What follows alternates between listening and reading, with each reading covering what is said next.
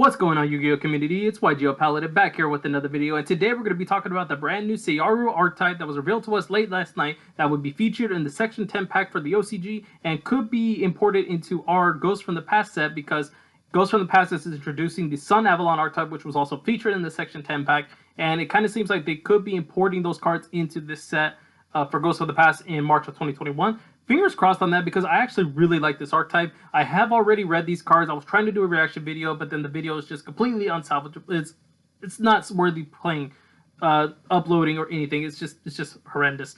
And so we're gonna just talk about these cards and talk about the little synergies that come with the other cards here. And yeah, other than that, let's just get straight into these cards. And this is the Seiyaryu monster that was Bandit Keef's card in the very beginning of the Battle City arc. And it's pretty cool seeing that it got an upgrade. This is Radiant Seiyaryu, level 7 Light Dragon effect monster, 2500 effect points, 2300 defense points.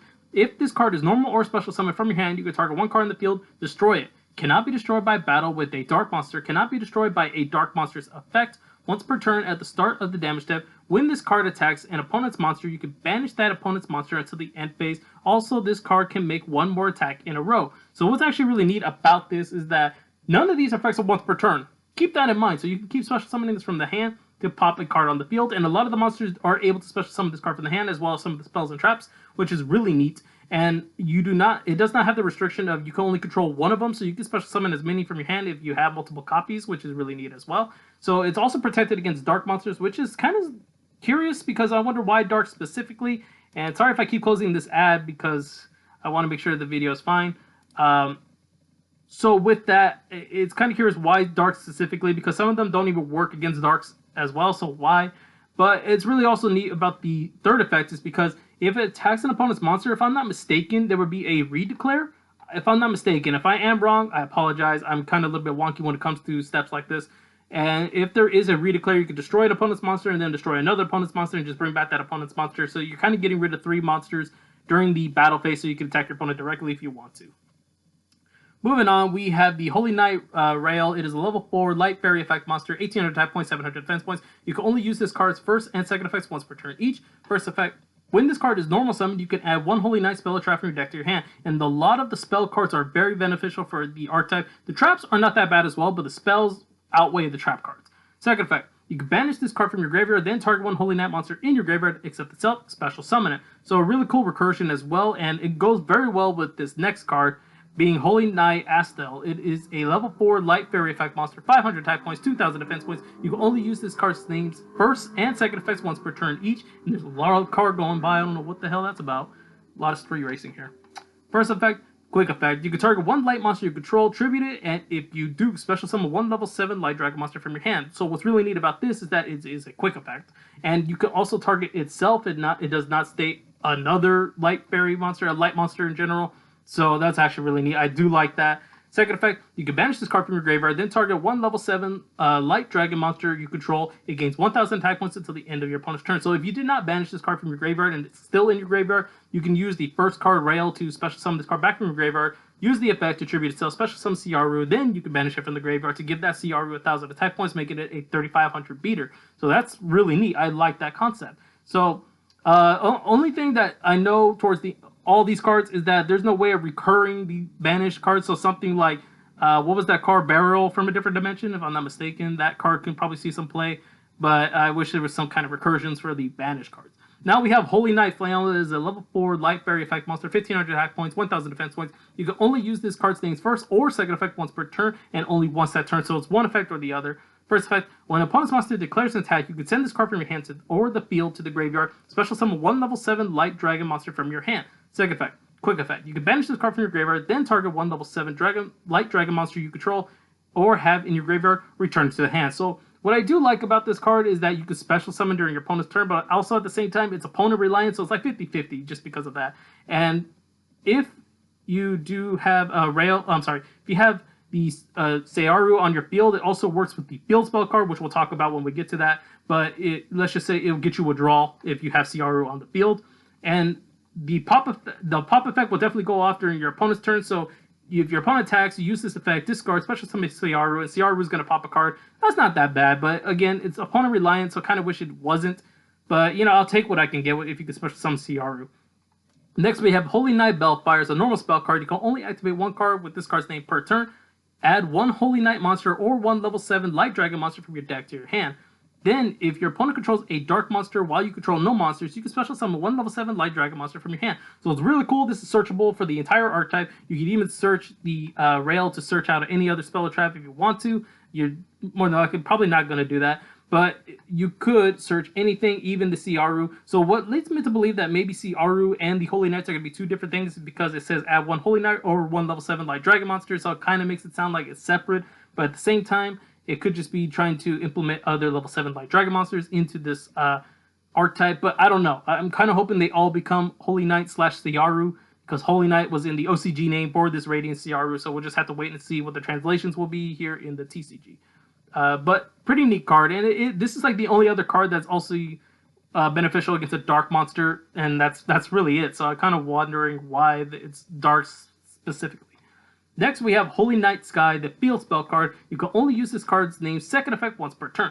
During your main phase, you can normal summon one Holy Knight monster or one level 7 Light Dragon monster in addition to your normal or set. You can only gain this effect once per turn, which is really cool for the archetype second effect. If a face-up level 7 Light Dragon monster you control is returned to your hand during your turn, you could draw one card. So this goes in tangent with the other card I was just talking about, the previous Holy Knight. What was it called? Holy Knight Flannel, which if you control Seiyaryu on your field, you can banish this card from your graveyard, return that Seiyaryu to your hand, and then draw a card. So it makes sense that you're going to be using the first effect, obviously, during your opponent's turn. The second effect is going to be beneficial during your turn, so you can get another draw. Not that bad. I got to say, there's some synergy with that. How often you're going to be doing it? Well, I hope often enough so you can get Seiyaryu back to your hand, so you can special summon it again to pop another card. But yeah, an additional normal summon is definitely needed for the archetype. I'm glad they did something like that. And yeah, other than that, let's get into the last spell card, which is Holy Knight Nativity. It's a continuous spell card. You can only use this card's first or second effects per turn, and only once that turn, so it's one effect or the other. First effect, during your main phase, you can reveal one Light Fairy monster from your hand, and if you do, add one level 7 Light Dragon monster from your deck to your hand, then place the reveal cards at the bottom of the deck. So if you don't have Seiyaryu and you need it, you just place that fairy back to the bottom of your deck, add Seiyaryu back to your hand. That's not bad. Second effect, if your opponent activates a card or effect, you can special summon one level 7 Light Dragon monster from your hand. So what I'm a little bit confused about this, and mostly it's because I'm still a little bit confused when it comes to spells versus traps. I know traps you can do during your opponent's turn, but when it's a continuous spell card that does not say during your opponent's turn, does that mean that you cannot activate this during your opponent's turn if they activate any other card? Activates a card or effect, and then you can special summon during your opponent's turn to pop a card. I don't think you could do that just because it doesn't say during either player's turn, but please let me know, because if you can use this during your opponent's turn, then we just get another additional pop whenever they activate something, which is not that bad. So please let me know. I need to know this. I need to brush up on my rulings and how stuff works. Next, we have Holy Knight Advent. It is a continuous trap card. You can only use this card's name's first effect once per turn. First effect, during your main phase, you can activate one of these effects. Target one level 7 Light Dragon monster you control, return to the hand. Or the other effect, special summon one level 7 Light Dragon monster from your hand. So really cool. I like this card. So you can special summon one from your hand, pop during your opponent's turn, and if you happen to have this on your turn still, if this card is still face up on the field as well as the field spell card, you can just return it back to your hand, draw another card, and then just activate it during your opponent's turn to special summon it again. So not that bad, but it is a trap card, so the only thing that always gets me thinking about trap cards is that it can get popped during your opponent's turn or negated during your opponent's turn. It's just, I'm not that big fan about trap cards, but this one I'll make an exception for if you can at least use it once in the duel.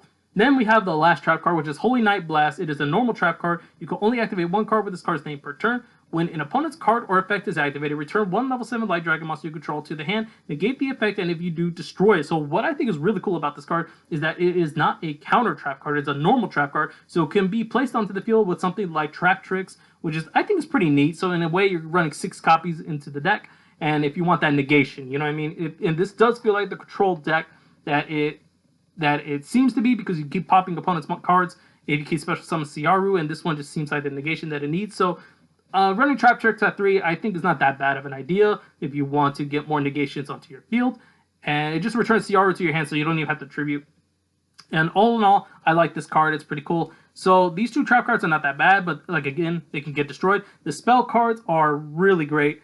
2 of them just search, and it's really cool. The field spell gets the additional normal summon, and then get you a draw. And the monsters just work very nice with the Seiyaryu, and I'm very excited to see if the stuff does come out in Ghosts from the Past, because I would love to pick up this archetype. This seems like a really fun archetype just to play, and I'm all about playing for fun archetypes right now. I'm not really in the competitive scene as much anymore. I'm just love to play some fun archetypes, and this is definitely one of those that I cannot wait for EDO Pro to start putting on there, and I hope I can try to build a deck out of this. Because it does seem like it is still missing something, but knowing Konami, they could drop any support in a main set, and down the line, you know, they could definitely do that. So I don't think this is going to be the end of the Seiyaryu archetype, but what we are given, it is not that bad of an archetype, and I cannot wait for this archetype to come out. So let me know what your thoughts and opinions about this archetype is. Do you think this is hold enough to be a rogue deck? Because just run 3 Pot of Extravagances, I think you'll be alright, but at the same time, you can't draw any cards. But I think that's worth just getting 2 cards to your hand. So something like that could definitely help this deck out. And any other control cards can help. I know there can only be one is not going to help out since they're all fairies, and the dragon is going to be the only one that's a different type. So not really the best thing to run, but you can still run something like, which one was it? Goes in Match that controls different attributes. So some more control-based cards is definitely going to be needed in here, because I play control. I used to play Gruber control, so this is also probably one of the reasons why I'm a little bit of a fan of this archetype, just because it reminds me of trying to control my opponent's board, you know? So let me know what other cards can be used for this archetype. And yeah, that's really nothing much to say other than thank you so much for watching. I hope you did enjoy this video. Please hit the like button if you did, and be sure to subscribe to my channel for more upcoming videos. And if you guys have not seen my latest video opening up a display of Maximum Gold, the video will be right here somewhere. Be sure to check it out. It was really fun to do that. It was my first display ever doing that. So I definitely had a fun time opening packs, and I just love getting new cards. You know, I just love opening packs again. So be sure to check it out for me, guys. I hope you do enjoy it as much as I did opening it. So with that, guys, thank you, and I'll see you all in the next video.